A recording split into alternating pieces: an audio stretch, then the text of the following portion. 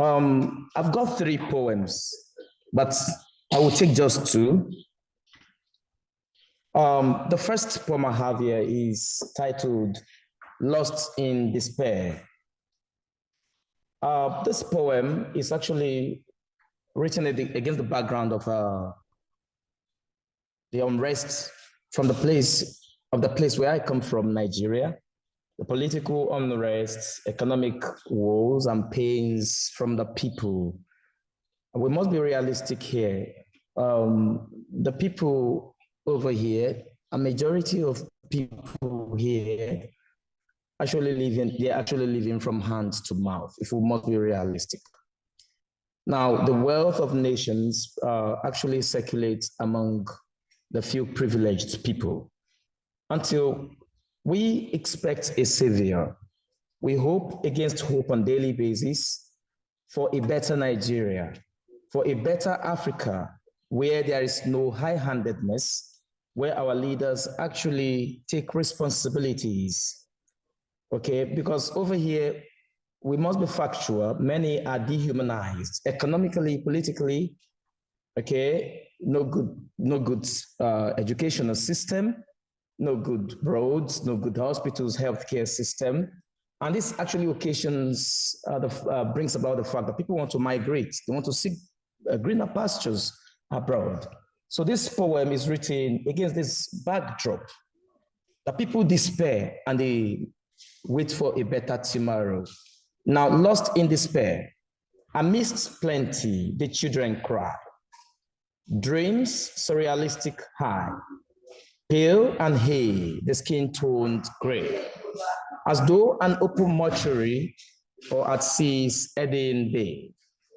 Foundational the curse, or a hand-made blistering aberrations of a senseless numbing sense, the race of blessed, discombobulated sages.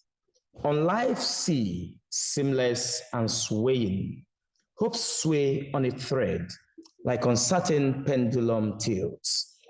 And do we, like coins, toast debts on high accumulating tides for a life born anew? And from where did my skin go wrong? And how did my prime form fall? That in whimpering stammer, the name fizzles before our bewildering eyes. As though seas were Banzi in the enclave of the dying sun, serrating rejuvenation. Hunger took them by the hands and promised them graves in shallow roots. Silence, silence, still silence on arid desert isles. The boats with blood, human blood. The seas roar, and with it carries the children of dissidents. The sky bleeds now for you blacks, steadied by pain, the tricky turns of thwarted trails. Silently and still, they let out the dog of neocolonialism. And in our own coin, we are paid. No, they are paid. Black race, faintly frowned upon by passers-by. Faintly frowned upon by passers-by.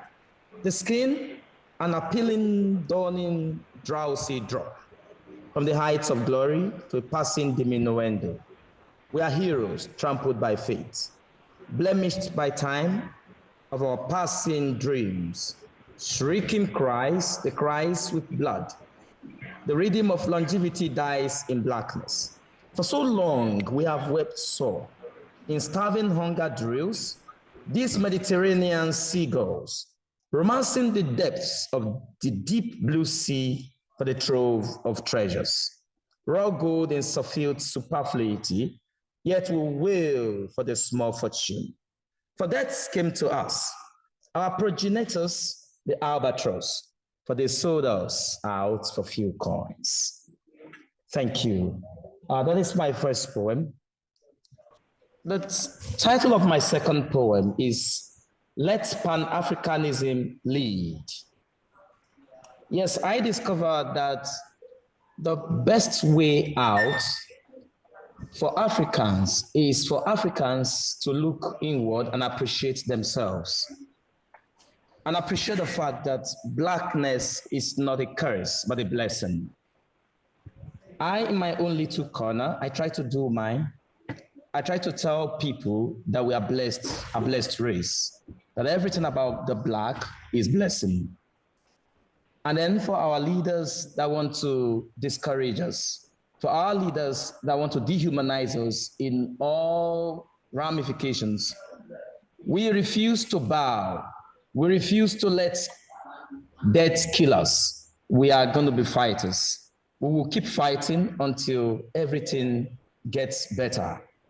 I stand to say that when I go, it will be said of me that I love Africa and I love everything Black, whatever be the situation, our tough skin, our blessed environment, and everything about us is actually superior, not inferior, as they may think in different climes. My poem, If Tomorrow Comes By, tell them they play on our intelligence. Tell them the earth people conspired. For so long, they chanted our annihilation in their coven and would not let us lie in a pasture so green. For coloration, above us they look and esteem fairness over the color of the soil. But earth eats us up, yet there is so much division. The worms feast on our grumpy backs, yet the Lord's hope for a cleansing. And when they talk of building, destruction surfaces. Time is now we build our home. Now it's time we roll as one and ignite afresh our ancestral fire. For we look as frail in committee of nations, and separating faces and skin, the idle works of perfidious foes. Skin lacerations, tummies bloat and gloat, and man marries beasts. Is this what you lure our godly souls to feast? On food of idolatry and damnation. But we stand again to lift a finger, for we are the little urchins of earth's life. Thank you very much.